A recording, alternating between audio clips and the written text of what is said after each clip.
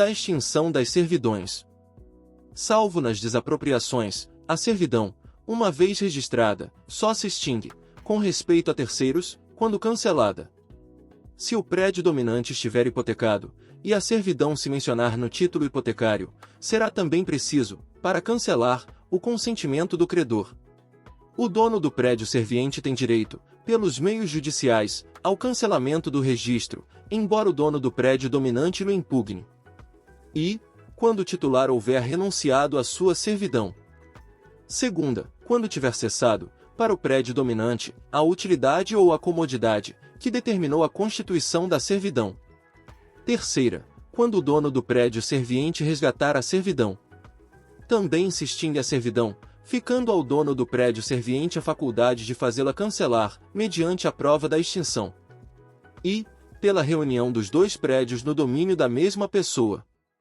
Segunda, pela supressão das respectivas obras por efeito de contrato, ou de outro título expresso. Terceira, pelo não uso, durante 10 anos contínuos. Do usufruto. Disposições gerais. O usufruto pode recair em um ou mais bens, móveis ou imóveis, em um patrimônio inteiro, ou parte deste, abrangendo-lhe, no todo ou em parte, os frutos e utilidades. O usufruto de imóveis, quando não resulte de usucapião, constituir-se-á mediante registro no cartório de registro de imóveis. Salvo disposição em contrário, o usufruto estende-se aos acessórios da coisa e seus acrescidos.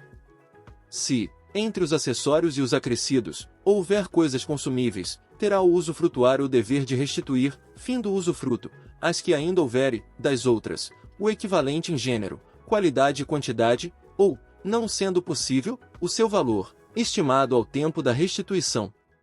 Se há no prédio em que recaiu o usufruto florestas ou os recursos minerais a que se refere o artigo 1230, devem o dono e o usufrutuário prefixar-lhe a extensão do gozo e a maneira de exploração. Se o usufruto recair sobre universalidade ou quota-parte de bens, o usufrutuário tem direito à parte do tesouro achado por outrem, e ao preço pago pelo vizinho do prédio usufruído, para obter meação em parede, cerca, muro, vala ou valado. Não se pode transferir o usufruto por alienação, mas o seu exercício pode ceder-se por título gratuito ou oneroso. Dos direitos do usufrutuário. O usufrutuário tem direito à posse, uso, administração e percepção dos frutos. Quando o usufruto recair em títulos de crédito, o usufrutuário tem direito a perceber os frutos e a cobrar as respectivas dívidas. Cobradas as dívidas, o usufrutuário aplicará, de imediato, a importância em títulos da mesma natureza, ou em títulos da dívida pública federal, com cláusula de atualização monetária segundo índices oficiais regularmente estabelecidos. Salvo o direito adquirido por outrem, o usufrutuário faz seus os frutos naturais, pendentes ao começar o usufruto, sem encargo de pagar as despesas de produção. Os frutos naturais, pendentes ao tempo em que cessa o usufruto, pertencem ao dono, também sem compensação das despesas. As crias dos animais pertencem ao usufrutuário, deduzidas quantas bastem para inteirar as cabeças de gado existentes ao começar o usufruto. Os frutos civis, vencidos na data inicial do usufruto, pertencem ao proprietário, e ao usufrutuário os vencidos na data em que cessa o usufruto.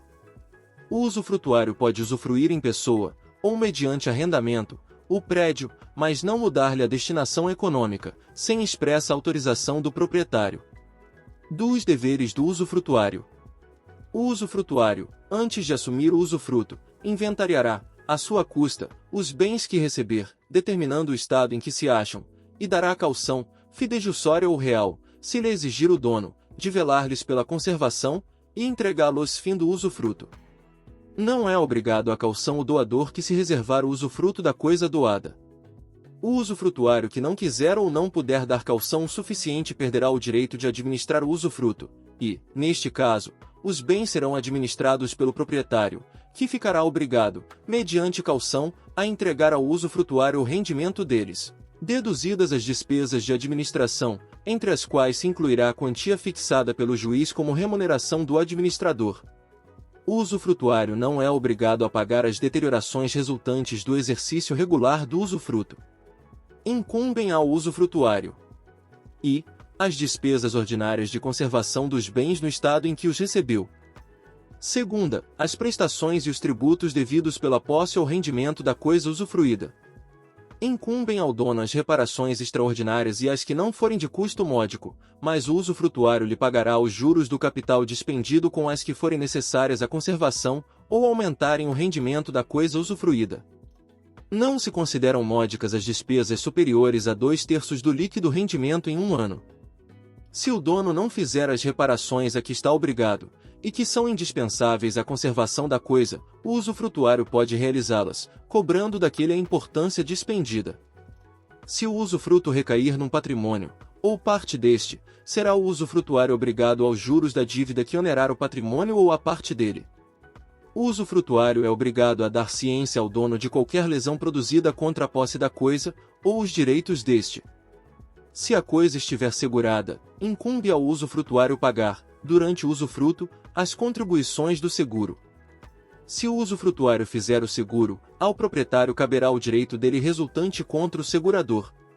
Em qualquer hipótese, o direito do usufrutuário fica subrogado no valor da indenização do seguro.